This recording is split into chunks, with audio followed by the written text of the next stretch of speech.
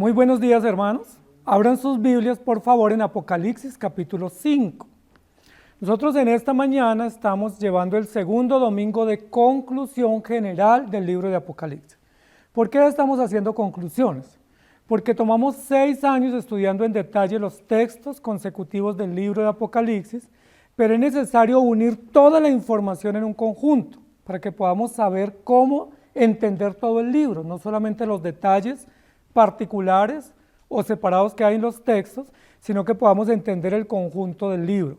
Entonces, para entender ese conjunto, nos hemos tomado el tiempo para hacer 5 conclusiones.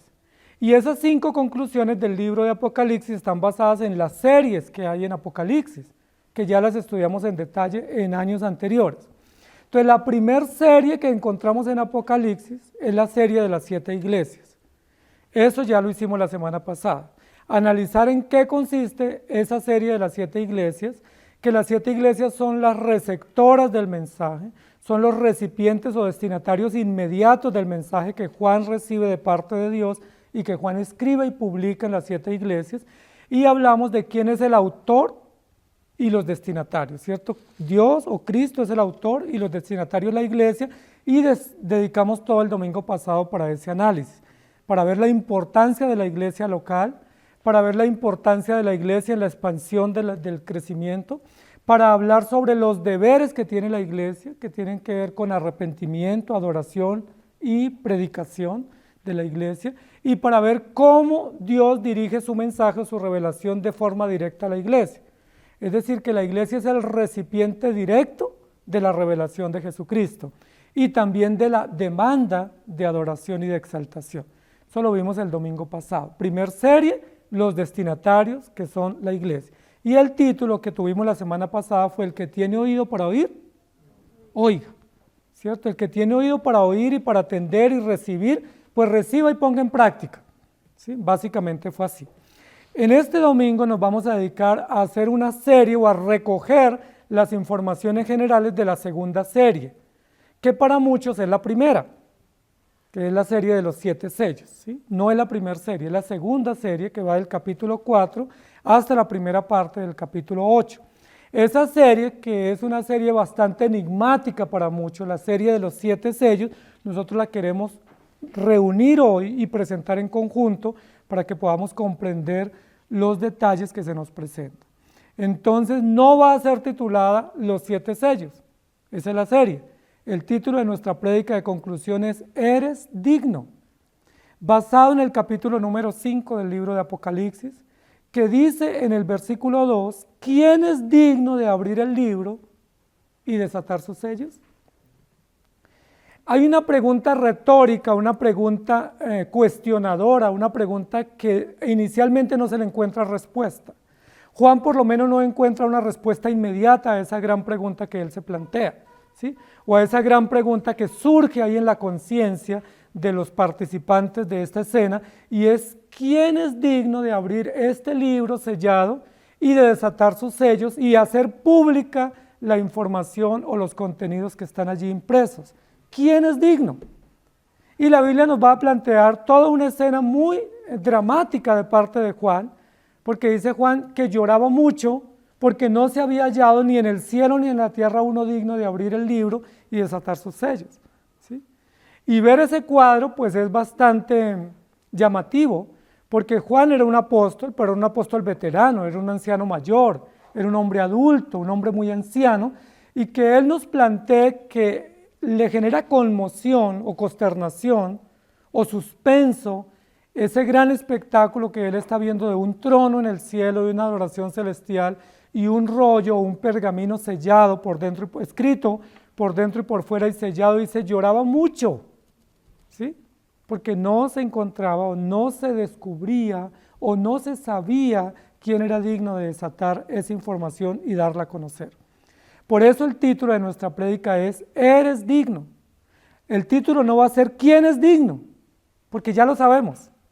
Ya nos fue puesto al descubierto a todos nosotros quién es digno, porque ahí en el desarrollo del capítulo 5 y capítulo 6 se nos va a decir con claridad quién es digno y en qué se basa la dignidad de aquel que tiene el derecho o el privilegio de desatar los sellos. Esta serie, que es la segunda serie de Apocalipsis, después de los receptores, que es las 7 iglesias, la serie de los 7 sellos, es una serie muy interesante en el libro de Apocalipsis. Para muchos es una de las series más enigmáticas y de las series más dramáticas, pero para mí me parece, y con lo que estudiamos nosotros, creo que no es la más dramática, creo que es de las menos dramáticas de las series de Apocalipsis, porque son más dramáticas la segunda y la tercera y la cuarta serie de trompetas y copas, ¿sí? Es la menos dramática, ¿sí? Y es la menos enigmática, es la serie más sublime que nosotros encontramos en Apocalipsis, porque es una serie que describe una adoración celestial, un trono expuesto a la vista de Juan y una adoración en varios círculos o en varios anillos de seguridad donde hay toda una participación cúltica o litúrgica de culto y de alabanza. No es una serie enigmática, no es una serie dramática, no es una serie de suspenso, más bien es una serie muy evidente que nos pone a nosotros de presente a quién se debe rendir adoración y por qué, y quiénes son los responsables de ella. Esta serie nos pone de presente la dignidad del que está sentado en el trono, nos demuestra los argumentos, las razones, las verdades por las cuales Él está sentado, por las cuales Él es digno de adoración y por los cuales toda la humanidad y la creación entera y de manera directa el pueblo de Dios debe rendirle culto y exaltación. Esta serie es una serie espectacular, permítame la expresión. Es una serie maravillosa, es una serie impactante a los ojos del lector y a los ojos del espectador. Es una serie maravillosa.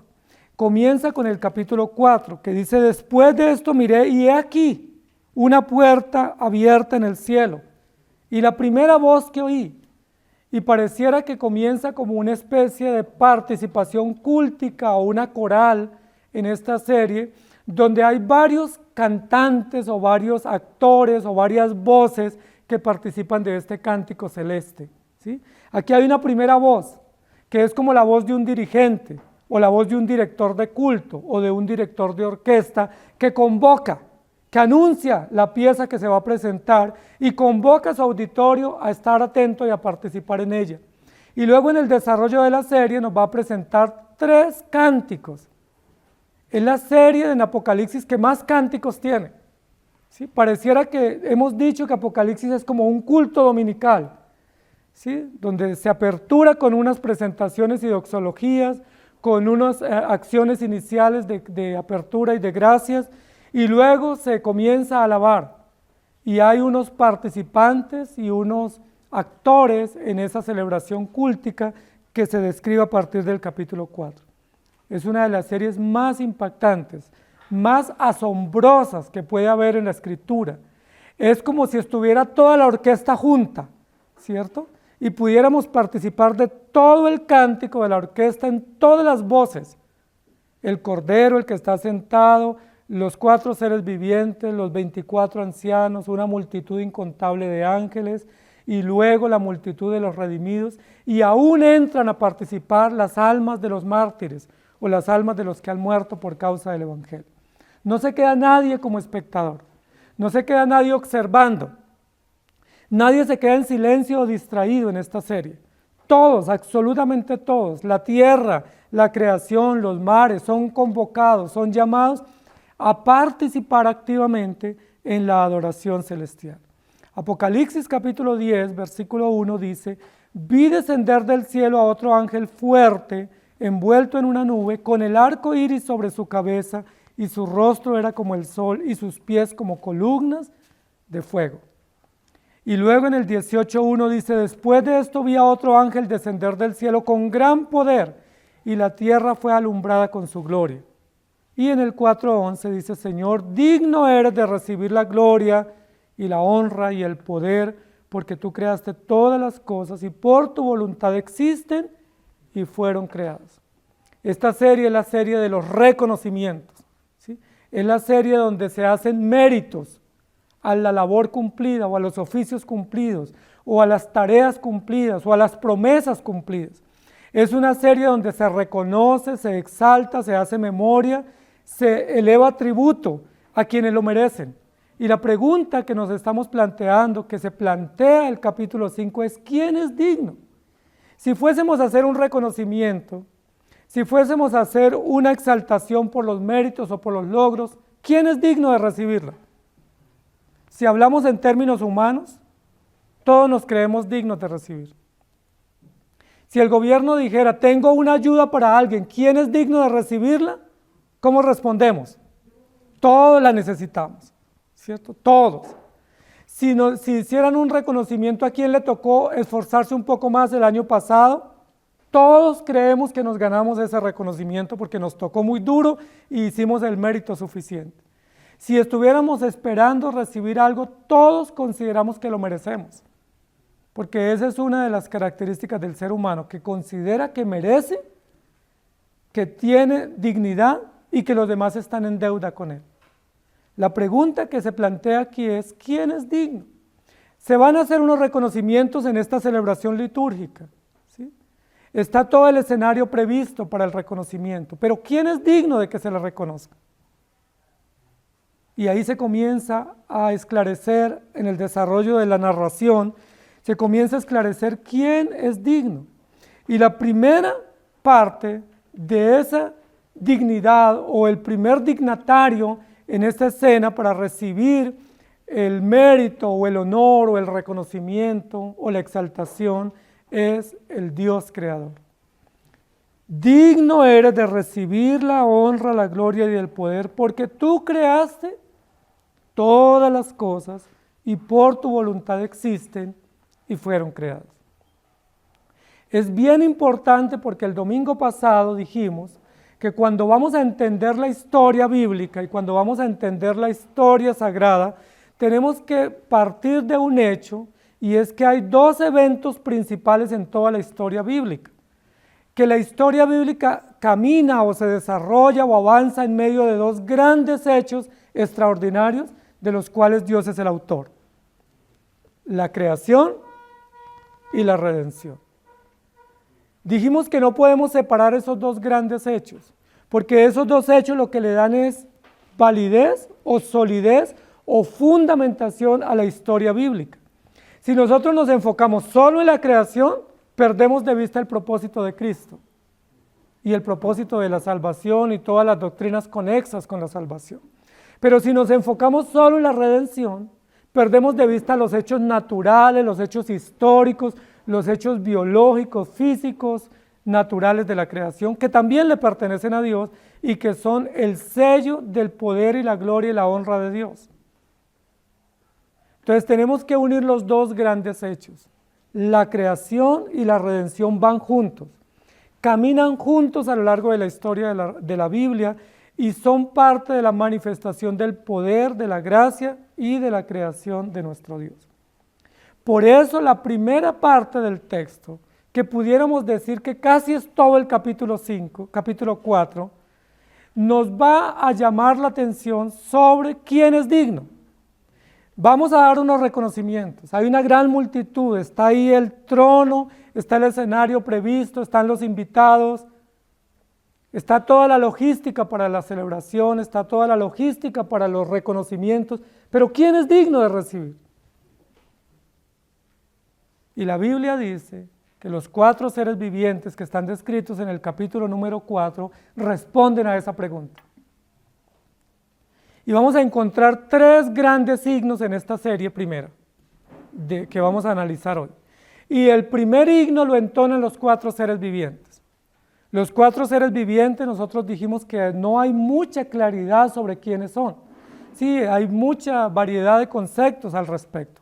Pero nosotros dijimos que esos 4 seres vivientes pueden referirse a toda la revelación que Cristo cumple o que Cristo manifiesta desde Génesis hasta Apocalipsis en medio de su iglesia, dándonos los diferentes enfoques del Evangelio, dándonos los diferentes aspectos del Evangelio y mostrándonos los diversos aspectos y maneras como Cristo revela a Dios para que nosotros lo podamos entender y poder adorar.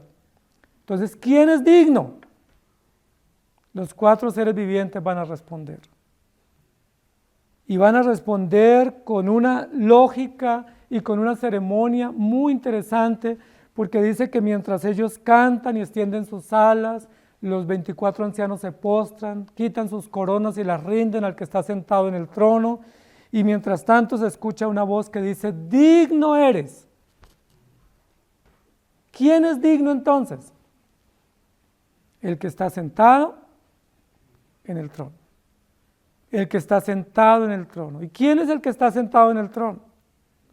Recuerden que en Apocalipsis y en toda la historia bíblica el que está sentado en el trono no es un usurpador, no es un gobernante pasajero, no es alguien que se atribuyó a sí mismo esos méritos o esos derechos de sentarse, sino quien está sentado en el trono es quien le pertenece por legítimo valor de carácter y de propósito. Que el que está sentado en el trono no es nada más ni nada menos que Dios el Creador y sustentador de todas las cosas, el gobernador absoluto de todo cuanto existe, aquel por el cual existen y subsisten todas las cosas y permanecen por siempre. Que el que está sentado en el trono es el gobernador de toda la historia de la humanidad y el gobernador de la iglesia. Que el que está sentado en el trono es el que está lleno de gloria, el que sus faldas llenan el templo, Isaías capítulo 6, aquel que habita en luz inaccesible, aquel que nadie puede ver ni comprender plenamente, aquel que domina todas las cosas y las sujeta bajo sus pies. ¿Quién es digno entonces? Dios, Dios creador y sustentador de todas las cosas. Dios que estableció toda su norma con sabiduría, con excelencia y con perfección.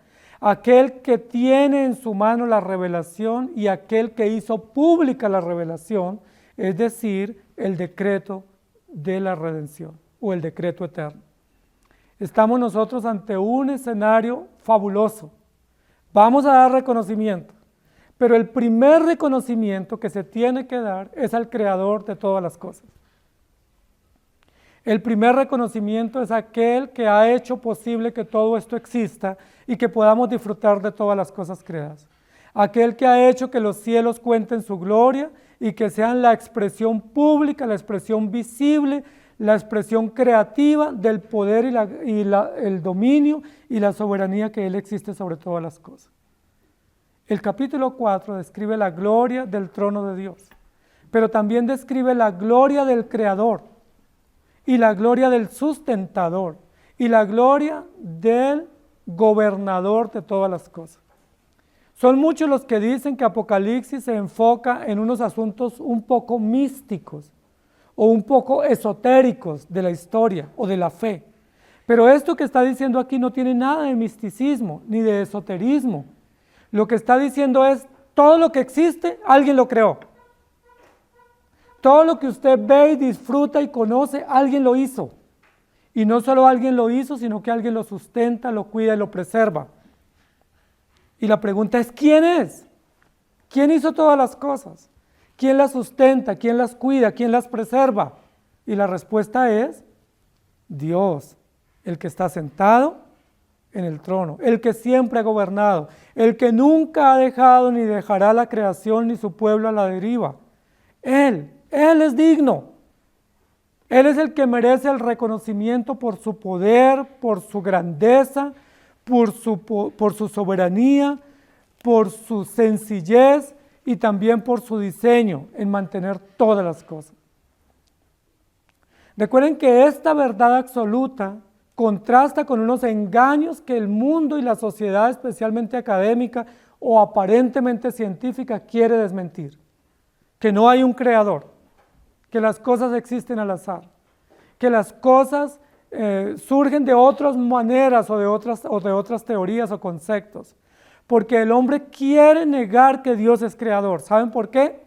Porque en el momento en que lo acepte, tiene que rendirle culto y adoración. En el momento en que acepte que Dios creó todas las cosas, ellos tienen que doblegarse ante Él. Y ellos tienen que entender que ellos provienen de Dios. Entonces lo mejor para el mundo entero, lleno de ideologías y de teorías falsas y engañosas, es decir, no sabemos aún. Hay múltiples orígenes, hay múltiples ideas y estamos indagando, ¿sí? Algún día llegaremos a la verdad, Eso dice el mundo, eso dice la comunidad científica o la aparentemente científica. ¿Qué dice la Escritura? ¿Qué dicen los creyentes? Dios es creador. No tenemos duda, no hay ni un asomo de duda de que Dios creó todas las cosas. Y no solo las creó, sino que las sustenta. Y no solo las sustenta, sino que las gobierna.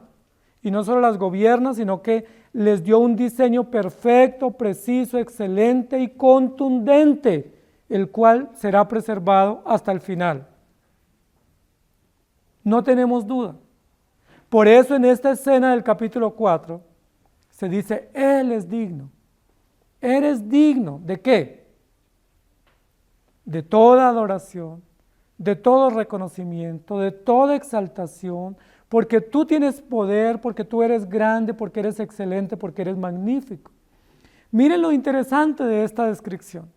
Si el mundo incrédulo llegase a la conclusión de que Dios es creador de todas las cosas, ¿sabe qué haría? Todos se lo pedirían a Él, pero no lo adorarían. Pero aquí el contexto de la serie no es si Él es creador, pídale a Él. Aquí la idea que transmite esta serie es, como Él es creador, ríndele culto, adórale. Aquí no dice, ¿quién es digno para hacerle unas peticiones? ¿Quién es digno porque tengo una cantidad de necesidades y quiero presentárselas? ¿Quién es digno para que me cubra mis anhelos o mis expectativas? Aquí la idea que transmite la serie es, ¿quién es digno para rendirle, para tributarle, para reconocerle todo su poder, toda su grandeza y toda su excelencia? Y eso hace diferente la Escritura, porque la Escritura lo que nos plantea es que Dios es creador y su pueblo y su creación le rinde adoración. Hoy en día hemos incorporado un concepto equivocado en la vida tanto del mundo como de la iglesia. Y es, como Él es Dios, pidámosle. Incluso ni siquiera pidámosle, ordenémosle. Incluso exijámosle. Bueno, pues si Él existe, pues que me dé. Y si Él tiene poder, pues que me ayude. Y si Él es rico, pues que me supla. Pero ese no es el concepto que transmite la Escritura. Ese no es el concepto que resume Juan en esta primera serie maravillosa celestial. Lo que Juan está diciendo, como Él es digno, no me atrevo a pedirle absolutamente nada. No me atrevo a quejarme de nada. No me atrevo a presentarle ningún pedido, ninguna lista de peticiones. Como Él es digno, lo único que debo hacer es rendirle adoración. Y eso hace maravillosamente sublime esta serie. Porque dice la Biblia que los ancianos se postran, los 4 seres vivientes alaban, y más adelante la multitud vestida de ropas blancas, con palmas en las manos, ovacionan y repiten también, porque Él es digno, porque Él tiene poder, porque Él es nuestro creador, porque Él es nuestro sustentador. Y eso me parece maravilloso. Y eso me parece también que es toda una pedagogía para nuestro conocimiento y para nuestra práctica, porque normalmente nos hemos enseñado a pedir, y no es malo pedir. La Biblia dice pedid y se os dará, pero la base de la vida cristiana no es pedir. La base de la vida cristiana es ofrendar, adorar, engrandecer, exaltar. Por eso nosotros proclamamos una verdad bíblica, que fuimos creados para la gloria de Dios, que fuimos creados para rendirle adoración, para exaltar su nombre y para reconocerle por lo que Él es y por lo que Él hace.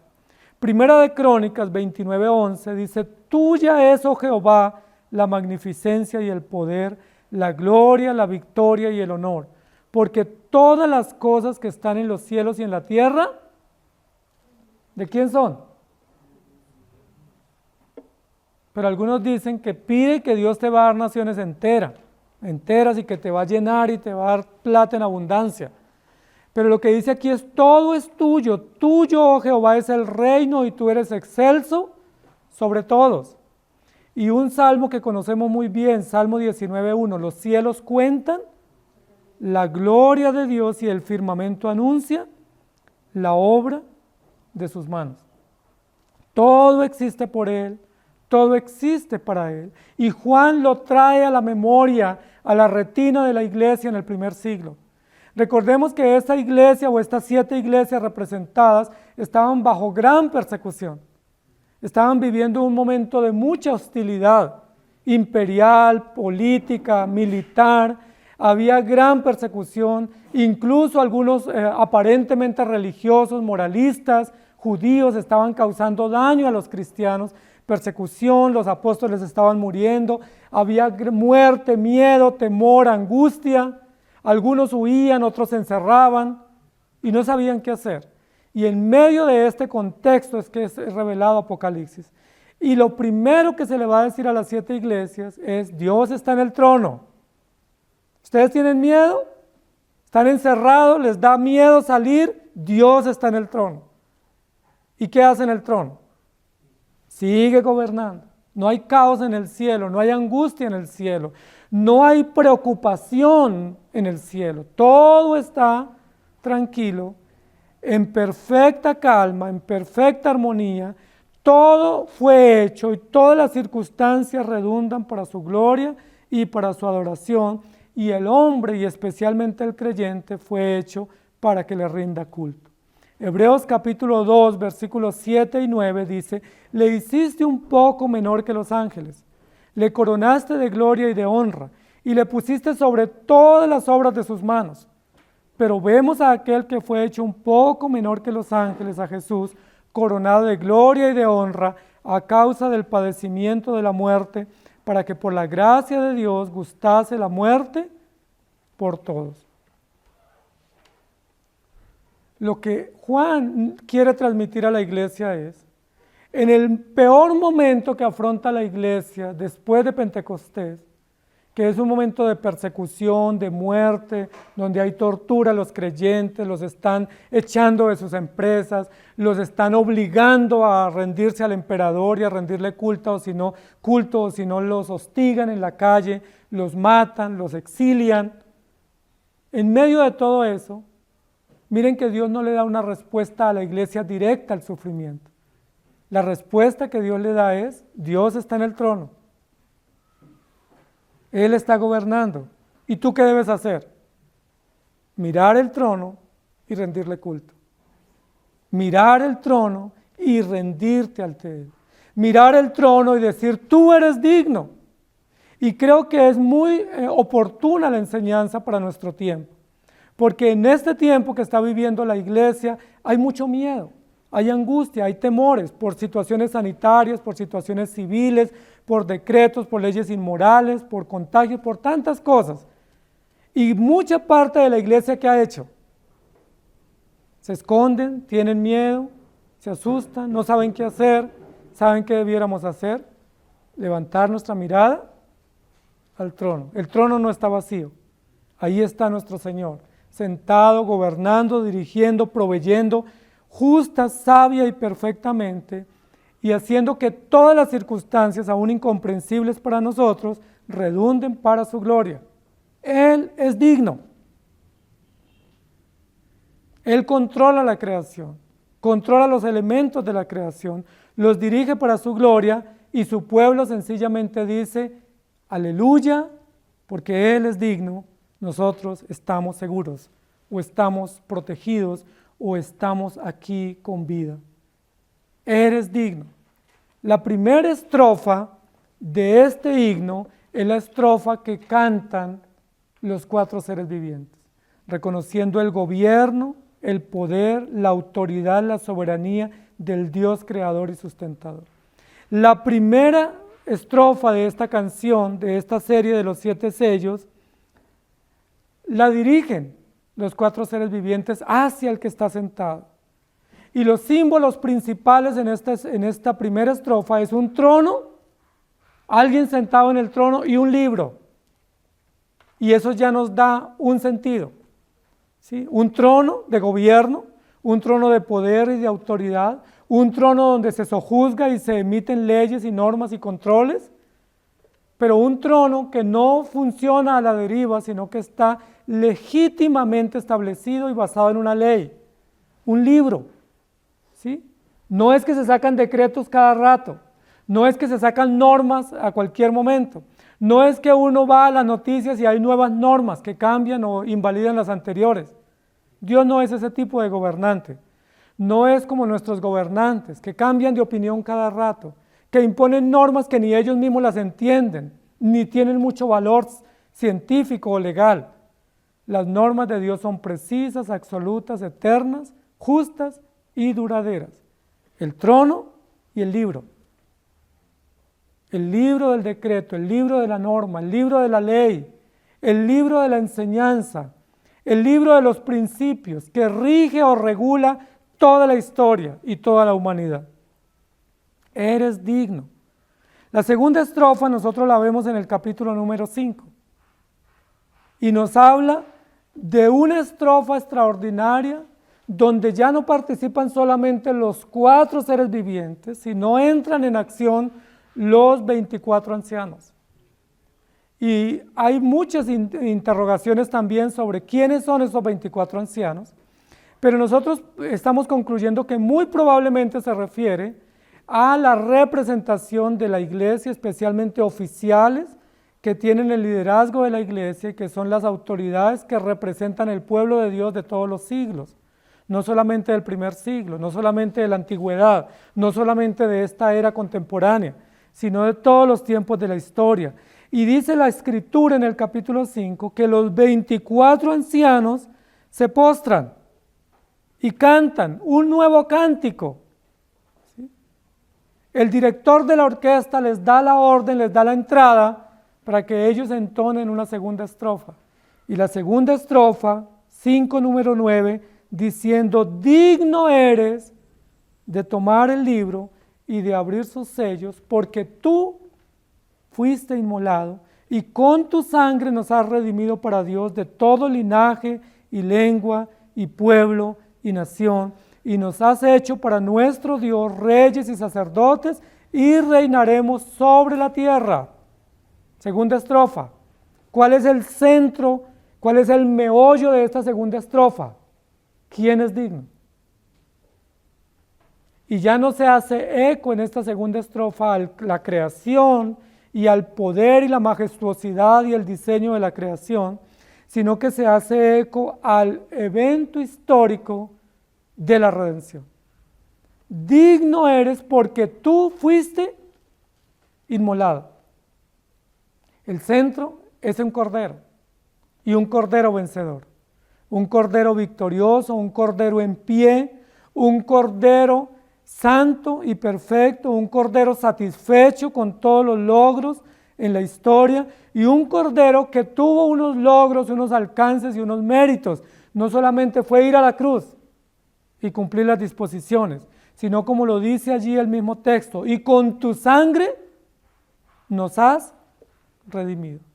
Este cordero se presenta en el trono para recibir su reconocimiento, para recibir su exaltación o su adoración con los logros o con los méritos alcanzados o con el fruto de su labor. ¿Cuál es el fruto de su labor? Es un cordero inmolado, fue a la cruz, cumplió todas las disposiciones históricas del pacto, satisfizo todas las demandas históricas predichas al respecto sobre él.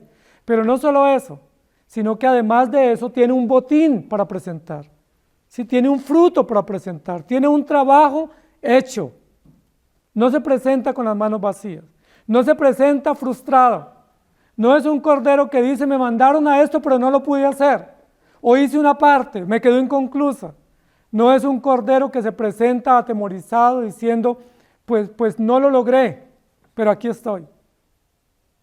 Es un cordero victorioso, es un cordero satisfecho, es un cordero en pie que representa a Jesucristo, el Hijo de Dios, resucitado, victorioso y entronado. Pero ese cordero se presenta con un fruto, con un resultado. ¿Cuál es ese resultado? Con tu sangre redimió, o con su sangre redimió, o pagó, o satisfizo la justicia del Padre a favor de sus elegidos o a favor de su pueblo. Nos ha redimido para Dios Y acá hay toda una ampliación o toda una vinculación del universo en este cántico, en esta estrofa, porque allí participan ancianos que cantan a favor de los méritos alcanzados de Cristo o por Cristo, a favor de hombres y mujeres de todas las naciones, de todas las lenguas, de todos los pueblos y de todos los linajes. Y esto es maravilloso, no solamente por el alcance de la redención, no solo por la universalidad del poder de la redención del pueblo de Dios, sino también porque esto pone de presente que no hay una nación mejor que otra, que no hay un pueblo mejor que otro, que no hay una lengua más importante que la otra, o que no hay linajes o castas mejores que otros. Que el alcance de la redención y el mérito de la redención, primero, radica en Cristo, que lo hizo todo, pero segundo, también en el botín que Él presenta, la ofrenda, que es redimido de todos los pueblos, negros, blancos, amarillos, morados, rojos, sí, altos, bajos, pobres, ricos, políticos, médicos, abogados, constructores, artesanos, gente del común, todos, de todas las condiciones, de todos los pueblos, de todas las tribus, estaremos en un mismo lugar y estarán siendo producto de la adoración por la obra alcanzada y terminada de Jesucristo en la cruz. Digno eres tú, porque tú fuiste inmolado. Tú eres digno porque tú no rehusaste ir a la cruz, porque tú no rehusaste cumplir las demandas históricas y pactuales de la redención. Digno eres porque te entregaste voluntariamente, porque no rehusaste. Recuerden que cuando Jesús fue en el camino a la cruz, en su estancia acá en la tierra, hubo muchos intermediarios que quisieron disuadirlo de este encargo. ¿Recuerdan?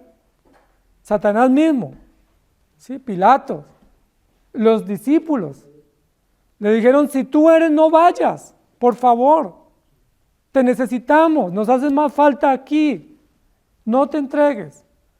Pero la Biblia dice que Jesucristo rehusó todos esos distractores, que Él tenía claro su objetivo, que Él fue como cordero al matadero y cumplió todas las disposiciones que de Él se habían profetizado, y eso lo hace sujeto de reconocimiento. Su obediencia perfecta, su entrega voluntaria, su disposición inmediata, no dejarse distraer por las cosas que nosotros nos dejamos distraer. Fue a la cruz, contra todo pronóstico, contra todo impedimento, fue a la cruz, cumplió todas las profecías, se entregó voluntariamente y aquí al final, en esta escena, aparece recibiendo el reconocimiento. Reconocimiento a su obediencia, a su entrega, a su perdón a favor de su pueblo. Reconocimiento al cumplimiento perfecto de su labor como redentor. Reconocimiento a su disposición para ir a la cruz, para entregarse y derramar su sangre y salvar a su pueblo por gracia. Este es un mérito muy, pero muy justo para Jesucristo nuestro Señor. Si Él no hubiera ido a la cruz, los discípulos lo habían reconocido, pero no su pueblo, ni los 24 ancianos, ni el Padre eterno. Pero Jesucristo fue a la cruz y eso hace meritoria su labor y eso hace meritoria su historia y la historia de la redención. Amados hermanos, ¿quién es digno? Juan pregunta. La primera respuesta en la primera estrofa es digno el Dios creador y sustentador que estableció leyes, que estableció normas, que estableció un decreto que se tiene que cumplir. En la segunda estrofa, es digno Jesucristo, el Hijo de Dios, que no solamente se entregó voluntariamente, sino que cumplió todas las disposiciones de la ley, y que con su vida y con su historia y con sus hechos, desató, reveló, trajo a la luz o al conocimiento pleno todo el plan de la redención. Recuerden que nosotros dijimos que esta serie de 7 sellos muestra la base legal de la redención. Muestra que la redención no es una situación fortuita o al azar, que no es un plan B ni alternativo, que muestra que la redención estaba determinada, estaba establecida, estaba decretada y estaba estipulada, y que todas las prerrogativas de ese pacto eterno, condensado en la revelación escrita y en la revelación pública, son las que Jesucristo satisface. Jesucristo no se presenta aquí quejándose, no se presenta con una obra inconclusa, no se presenta diciendo tuve miedo y no lo hice. ¿Recuerdan cómo actuaron los de los talentos? El que recibió un talento, ¿qué dijo? Tuve miedo, y tuve miedo de ti. La culpa es tuya, porque tú eres inclemente, y tú reclamas, y tú exiges, y tú ciegas donde no siembras, y pides cuentas donde no esparces. Entonces, como yo tuve tanto miedo porque te conozco quién eres, no hice mucho por ti, por el talento. Este cordero se presenta victorioso con la satisfacción del deber cumplido. Todos, Padre, los que me diste, tú los guardaste, aquí están, los entrego. He terminado la obra que me entregaste para hacer. Tú me diste una tarea, yo la hice, aquí están los resultados. Eso merece un reconocimiento.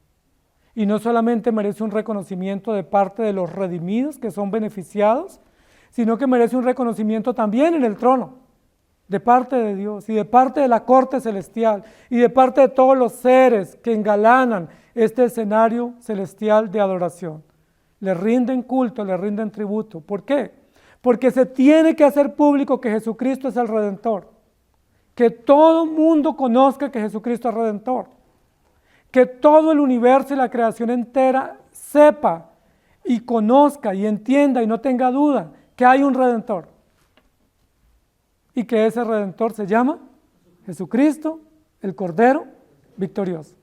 Que ese Redentor no es lánguido, que ese Redentor no es débil y frágil, que ese Redentor no es un Redentor pusilánime, sino que es un Redentor victorioso, seguro, fuerte, fiel, obediente y contundente, y que se presenta en este momento con la plena satisfacción del deber cumplido. ¿Merece ser reconocido? Merece que usted y yo le reconozcamos. Y no solo merece que usted y yo le reconozcamos, merece que todo el universo le rinda culto. Por eso la Biblia dice, toda rodilla se doblará y toda lengua confesará que Jesucristo es el Señor. Todo el universo tendrá que reconocer que Dios es creador, pero todo hombre y toda rodilla tendrá que reconocer que Jesucristo es el Señor, que es el Redentor, que tuvieron y tuvimos la oportunidad de arrepentirnos. Y quienes no lo hicieron, sufren por su rebeldía, por su necedad o por su indiferencia. Estos 24 ancianos cantan y cantan con alegría. Aquí no hay un asomo de nostalgia en su cántico. No es un cántico lúgubre, no es un canto funeral, no es un canto triste, no es un canto lacónico, es un canto victorioso. Sí, es un canto marcial, es un canto de poder, es un canto de logro, de satisfacción, donde hay muchas emociones. ¿Las emociones de quiénes? De toda la iglesia representada en este símbolo, donde reconocen, donde tributan, donde se rinden al triunfo de Jesucristo. La pregunta es, ¿lo haces tú también? ¿Crees tú que Jesucristo es tu Redentor? Y cuando crees eso, ¿qué haces? ¿Sacas tu lista de pedidos? ¿O levantas tu cántico en adoración? ¿Te presentas a Él con quejas y con reclamos?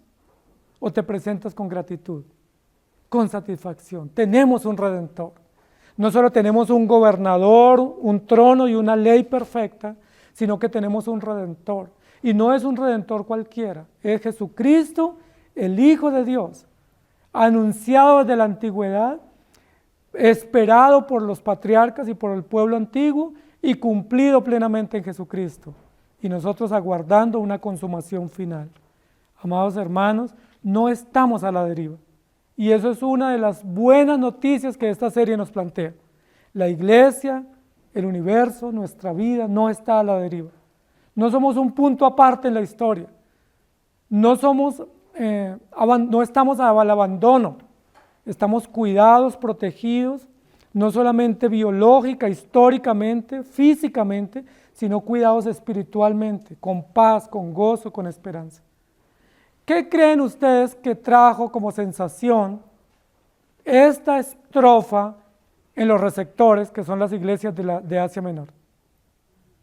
Algunos con miedo, algunos con lágrimas, algunos con historias terribles de pérdidas de seres queridos, algunas iglesias cerradas, algunos pastores torturados en el templo, otros fuera del templo, muchos creyentes desaparecidos.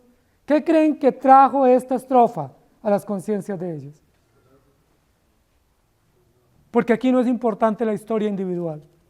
Aquí no se toman historias para construir un tejido de historias humanas. Aquí no se hace eco de la historia individual porque no importa para mucho. Su historia, mi historia no es importante. Lo importante es la historia de nuestro Redentor. Lo importante es quién nos gobierna, quién nos dirige, quién nos sostiene. Mis dolores, mi fracaso, mis aflicciones tienen un lugar muy lejos en esta historia. Aquí lo importante es quién gobierna. Aquí lo importante es quién fue a la cruz, quién pagó y cuáles fueron los beneficios otorgados. Con tu sangre nos has redimido de todo linaje, de todo pueblo, y nos has hecho, nos has constituido, nos has establecido para ti reyes y sacerdotes, y reinaremos para siempre. Noten, amados hermanos, que en esta serie no hay ningún tipo de pregunta de parte del auditorio. No hay ningún, tengo una pregunta, a ver si me la resuelven. O tengo una necesidad, ¿quién me ayuda? ¿Sí? O tengo un sentimiento que nadie me lo ha escuchado. O estoy pasando por una tragedia que nadie se interesa. Aquí eso no es importante. En la presencia de Dios, lo importante es quién es Dios y qué ha hecho por su pueblo. ¿Quién sostiene a su iglesia en medio de todos los sinsabores que afrontamos y en medio de todas las angustias y aflicciones? Eres digno, porque tú fuiste inmolado. Segunda estrofa, 24 ancianos postrados, cantando esta estrofa extraordinariamente sublime, extraordinariamente grandiosa, majestuosa, reconociendo al Redentor y reconociendo su obra terminada. Amados hermanos, si ustedes creen en Jesucristo, si ustedes creen que Él les perdonó y que ustedes son hijos suyos, la pregunta es, ¿por qué están ansiosos? Esa es una pregunta. ¿Se acuerdan que Jesús le dijo a los discípulos? ¿Por qué están ansiosos? ¿Por qué están turbados? No se turbe vuestro corazón. ¿Por qué están tristes? ¿Por qué tienen miedo? Y ahí tenemos que dar respuesta a esos interrogantes. ¿Por qué nos llenamos de temores, de angustias, de soledades, siendo que tenemos un gobernador en el trono y tenemos un redentor en pie? Y tenemos unos beneficios extendidos que los recibimos solo por mérito de la obra terminada de Jesucristo. Y la tercera estrofa la vamos a encontrar en la siguiente parte, especialmente capítulo 7. La tercera estrofa, sobre quién es digno, la va a entonar la multitud vestida de ropas blancas. Recuerden que nosotros hemos dicho que esta serie es una serie de legalidad, que establece las bases legales y jurídicas del pacto, que establece las bases jurídicas, escriturales y decretivas del pueblo de Dios y de la historia de la humanidad. Es decir, que establece los argumentos jurídicos sobre los cuales se desarrolla la historia de la redención y sobre los cuales se va a establecer luego la justicia. Esta serie no podemos pasarla por alto. Partimos estableciendo bases legales, bases jurídicas, argumentos y contenidos. Y esa base jurídica y legal establece principios, establece deberes, establece bendiciones y establece consecuencias. Y los sellos a medida que se van desatando y se van poniendo en evidencia, lo que nos muestran es que todo ha sido determinado para la gloria de Dios.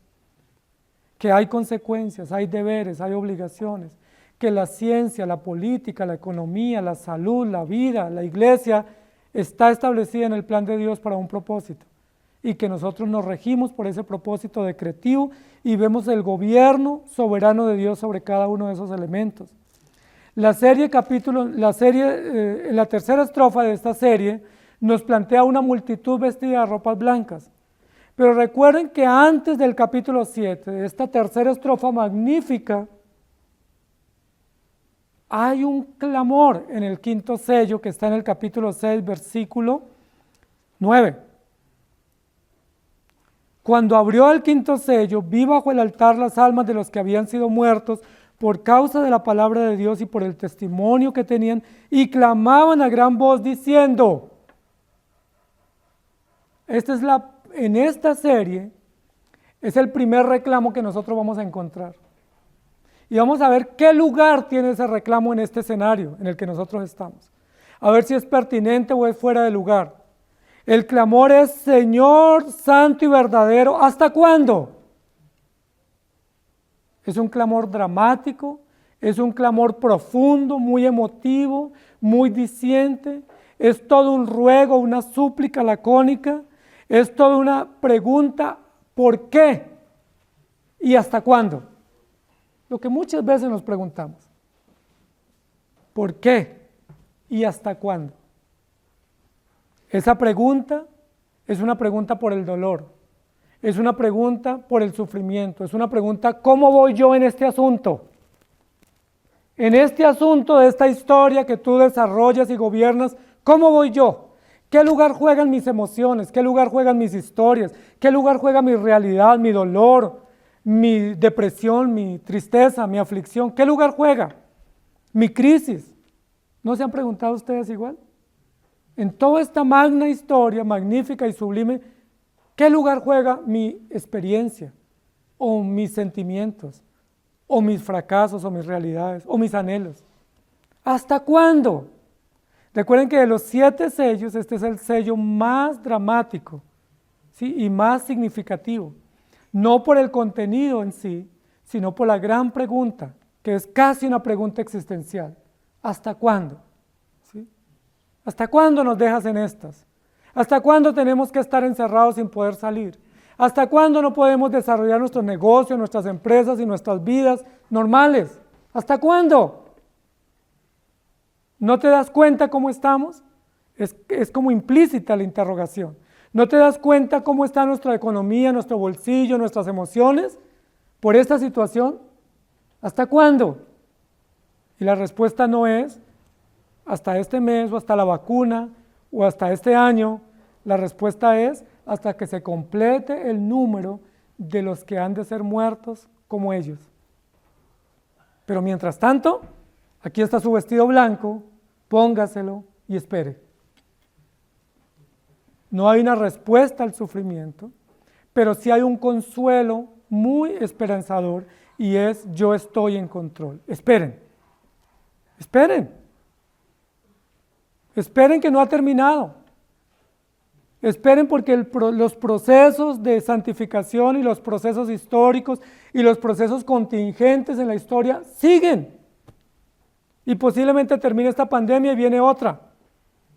O vienen problemas civiles o políticos en la economía nuestra, o vienen situaciones difíciles en el hogar. Van a seguir las situaciones, las circunstancias, no van a terminar mientras estemos en esta tierra. Pero ¿saben qué garantía tenemos? El Señor está con nosotros. ¿Saben qué garantía tenemos propia? Que el Señor nos ha dado vestiduras blancas y nos ha dicho, ustedes me pertenecen, ustedes son míos, yo les di fe, yo los salvé, les perdoné con mi sangre, los hice mis hijos y los vestí con vestiduras de salvación. Esperen, paciencia, esperanza, resistencia, perseverancia. Y eso es casi toda una consigna militar en el libro de Apocalipsis. Resistir, no retroceder. Esperen. Y después de este gran clamor, que es un clamor muy significativo, muy emotivo, muy sentimental, muy profundo, del quinto sello, en el capítulo 7 nos presenta la Biblia una multitud vestida de ropas blancas que nadie podía contar.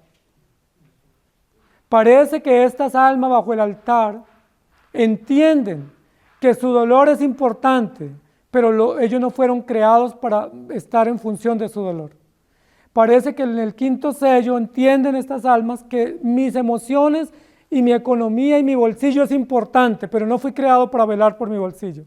No fui creado para velar para mi dolor o mi historia. Fui creado para la gloria de Dios, para rendirle culto y para descansar en Él. Él está en control. Por eso, en el capítulo número 7, nos presenta la Escritura una multitud. Después de esto vi una multitud, y el número de los sellados, o el número de los marcados, o el número de los señalados era incontable. Una multitud que nadie podía contar. ¿De dónde? De todo tribu, de toda lengua, de todo pueblo y de toda nación. Y la pregunta ahora no es quién es digno, sino esta multitud, quiénes son y de dónde han salido. ¿Sí? ¿De dónde hay tanto pueblo? ¿Sí? ¿De dónde hay tanta gente? ¿Sí? Yo pensé que éramos poquitos, yo pensé que éramos cuatrico, yo pensé que era yo solo, como Elías. ¿De dónde es y quiénes son y de dónde han salido? Qué curioso, Juan, ¿no? Como nosotros, con muchas preguntas, con muchos cuestionamientos. ¿Quién es esta multitud? ¿Por qué tantos? ¿Por qué todos de blanco? ¿Por qué todos victoriosos en pie y celebrando? ¿Por qué esa multitud tan feliz, tan satisfecha, tan dichosa, tan bienaventurada, como lo va a decir el Evangelio? ¿Quiénes son? Y Juan encuentra respuesta a sus preguntas. Juan no va a quedar con ninguna pregunta en Apocalipsis. Todas las preguntas va a encontrar respuestas, igual como Dios da respuestas a nuestra vida de todas nuestras preguntas. Estos son, ¿quiénes? Los que han pasado por la gran tribulación. Estos son los que han lavado sus ropas en la sangre del Cordero. Estos son los que han esperado. Estos son los que han perseverado. Estos son los que se han mantenido como testigos fieles y verdaderos. Estos son los que no se han doblegado a la adoración a la bestia o a esta falsa fornicaria. Estos son los que se han mantenido firmes y ellos también merecen un reconocimiento. Recordemos que si esta multitud se ha mantenido firme no es por su propia determinación. Recuerden que si esta multitud tiene vestiduras blancas no es porque las hayan lavado por sí mismos, sino porque Cristo les ha lavado con su sangre. Y recordemos que si esta multitud está aquí, no es porque ellos han sido muy esforzados y valientes. ¿Cuál es la razón de que ellos estén en pie? Y de que se presenten en este escenario al final de la historia. ¿Cuál es la razón? ¿Quién es el autor? ¿Quién es el benefactor de esta multitud? El Cordero Redentor. La ley de Cristo, la justicia de Dios a su favor. Ellos están en pie no por sí mismos, sino por la obra preciosa de Jesucristo, el Hijo de Dios. Y les pregunto yo, ¿y eso no merece un reconocimiento? ¿Eso no merece también una estrofa? ¿Eso no merece también un canto al poder y a la grandeza de Jesucristo por su poder y su santidad y su gracia? Y mire el cántico que ellos entonan, versículo 10, 7:10, y clamaban a gran voz diciendo, esta multitud, la salvación pertenece a nuestro Dios, que está sentado en el trono y al Cordero. Y mientras tanto los ángeles están en pie alrededor del trono, los ancianos se postran y también participan en este cántico responsivo, diciendo la bendición y la gloria y la sabiduría y la acción de gracias y la honra y el poder y la fortaleza sean a nuestro Dios por los siglos de los siglos. Amén. ¿Cómo les parece ese cántico? Ese cántico no es ¿qué me vas a dar? Ese canto no es cuánto quiero o cuánto necesito. Ese canto es todo es tuyo. Poder, fortaleza, honor, gracia, excelencia, sabiduría, acción de gracias. Todo no solo por un periodo, sino por los siglos de los siglos. Y nosotros venimos aquí para reconocer eso. La dignidad de esta multitud no es una dignidad propia. La dignidad de esta multitud es el resultado evidente de la obra de Jesucristo. y la santidad de Cristo puesta a su cuenta.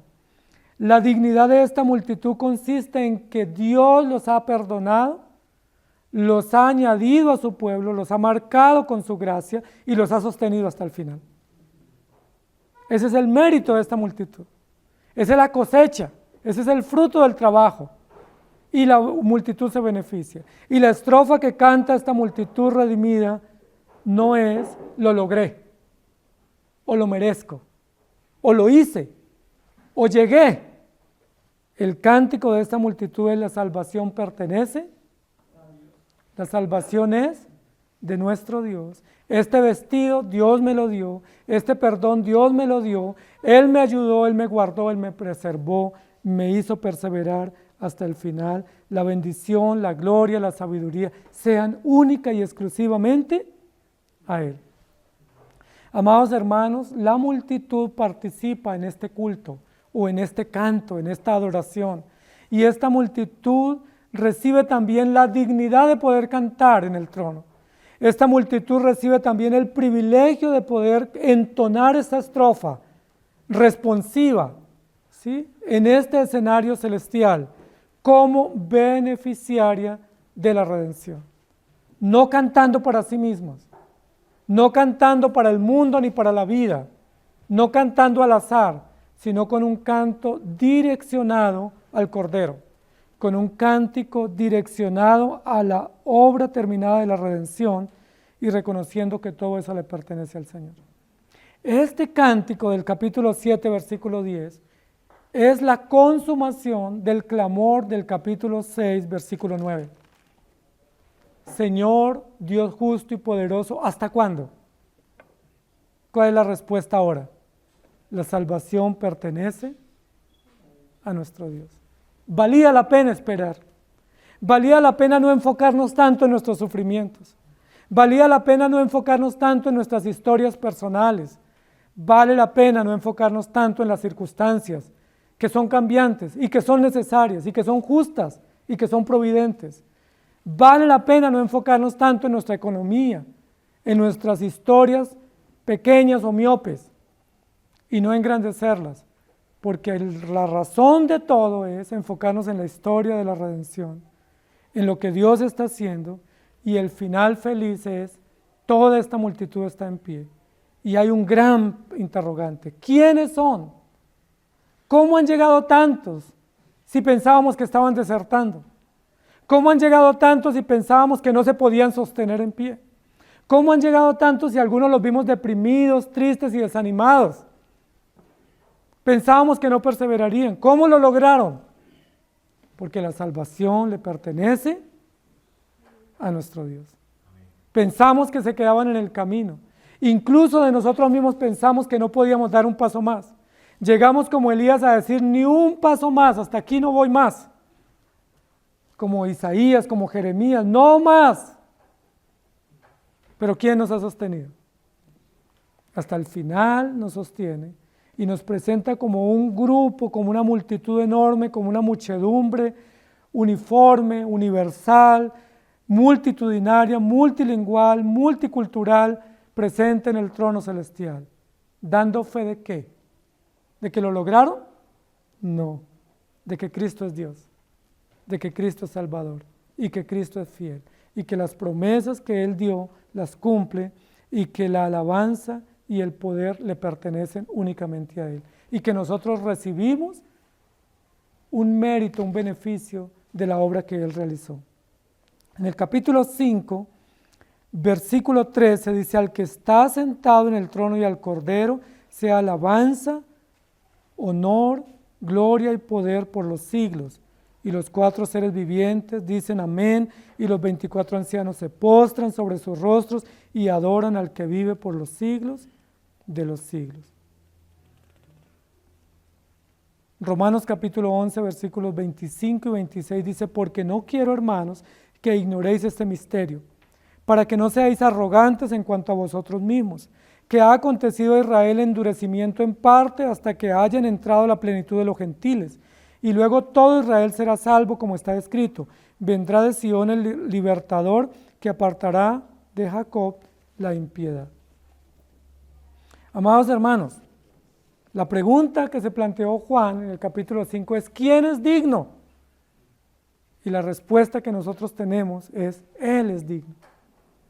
Él es digno, no hay duda. Él es digno como creador y gobernador y sustentador. Él es digno como redentor pleno y absoluto que cumple todos los requerimientos o las instancias en el plan. Pero Él es digno en presentar un pueblo para sí y en adoptar un pueblo para sí que le rinda culto y le rinda tributo. Maravilloso escenario de adoración.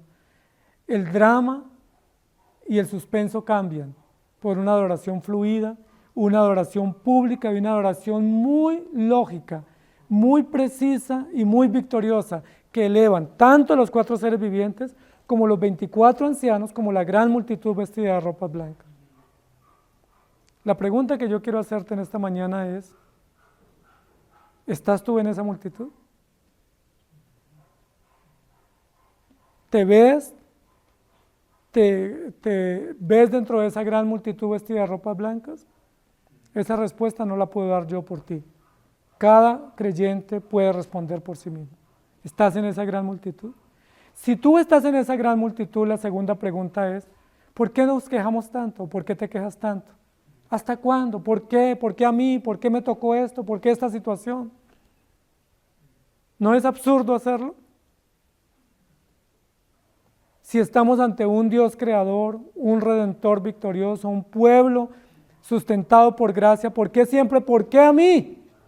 ¿Y por qué tan duro? ¿Y por qué tan difícil? ¿Y por qué tan grave la circunstancia y la prueba? ¿Hasta cuándo? ¿No es absurdo esa pregunta? Si tú ya estás en esa multitud, si estás vestido con ropas blancas, si el Señor que gobierna en el trono es tu Señor, si el que está en pie con el rollo en la mano es el Cordero, ¿por qué te lamentas tanto? Y la tercera mención, la tercera reflexión es: si te estás lamentando, la respuesta que Dios tiene para ti es: espera. Espera. Si tú eres de los que estás en esa pregunta, en esa interrogación bajo el altar hoy, preguntando ¿por qué a mí? ¿Por qué tan duro? ¿Y por qué? ¿Y hasta cuándo? La única respuesta que vas a encontrar es: yo estoy en el trono, espera. Espera, ten paciencia. ¿Hasta cuándo? Hasta cuando el Señor te llame a su presencia, porque esta leve tribulación momentánea produce un mayor y más eterno peso de gloria en los redimidos. Por eso confiamos en el Señor. Salmo 142:7 dice: saca mi alma de la cárcel para que alabe tu nombre. Me rodearán los justos porque tú me serás propicio. Saca mi alma de esa cárcel, de ese círculo, de ese encierro, de ese lamento, de esa soledad, de esa depresión, para que yo te alabe, para que te reconozca, para que disfrute lo que tú me has dado, para que vea la grandeza de la salvación y eso me sea pleno y me satisfaga en ella. Y Hebreos 12:14, seguid la paz con todos y la santidad, sin la cual nadie verá al Señor. Y Juan 14:21 dice: el que tiene mis mandamientos y los guarda, ese es el que me ama, y el que me ama será amado por mi Padre, y yo le amaré y me manifestaré a él. ¿Eres tú digno? Él es digno. ¿Hasta cuándo? Espera. ¿Sí? Espera. Él está en control. Que el Señor nos ayude. Oremos. Amado Señor, gracias te damos porque nuevamente hoy nos traes a memoria y traes a nuestra conciencia tu palabra. Textos fabulosos que reconocen quién eres tú y que en medio del dolor, la pregunta y la aflicción, tú no te centras en nuestro dolor, sino que te centras en ti mismo, en decirnos quién eres y qué has hecho. Esto es fabuloso. Y que en medio de todas nuestras soledades y presiones naturales de las circunstancias, de nuestras propias condiciones humanas, no te enfocas en historias personales diversas, sino que te enfocas en decirnos: yo soy el Creador, yo soy el Redentor, yo estoy en control de todo. Gracias, Señor. Es la manera como nos respondes y es la manera sabia, justa y perfecta. Es la única manera como podemos reconocerte y rendirte culto, y por eso te adoramos. Muchas gracias. Eres nuestro Dios, eres nuestro Redentor, Eres el que ha sacado adelante a tu pueblo. Contra todo pronóstico preservarás a tu pueblo. Contra toda circunstancia preservarás a tus hijos. Y las puertas del Hades no prevalecerán contra la iglesia. Puede que hayan decretos, puede que haya restricciones, puede que haya leyes inmorales. Todo lo que se ha levantado y se seguirá levantando. Pero absolutamente nada de esas circunstancias, ni personales, ni civiles, ni universales, harán que el plan tuyo se frustre. Tú lograrás tu cometido. Una multitud de todas las naciones, los pueblos, las tribus y las lenguas, cantando en el trono diciendo la salvación es tuya, tú lo lograste y nosotros te pertenecemos. Gracias te damos. Quita nuestros temores, vence nuestros temores, vence nuestras angustias, vence nuestras soledades, vence nuestras frustraciones, por favor, con tu palabra. Y ayúdanos a entender que tú eres el gobernador y que tú estás en control absoluto y que no hay ninguna angustia ni determinación de último momento en el cielo. Todo está bajo control, en perfecta armonía, con soberanía y con absoluta precisión y sabiduría. Y nosotros estamos en tus manos. ¡Qué maravilla! ¡Qué maravilla saber que pertenecemos a ese pueblo redimido! Que aunque a veces nos sumimos en la angustia, tú nos haces levantar nuestra mirada y verte a ti. Que a veces nos sumimos en el lodo del sufrimiento y de la soledad, pero tú nos haces levantar la mirada y mirarte y ver que el trono no está abandonado, que el libro se está cumpliendo y que tú cosecharás el fruto de tu obra perfecta, que es un pueblo redimido para ti. Gracias te damos. En Cristo Jesús. Amén. Que el Señor les bendiga, queridos hermanos.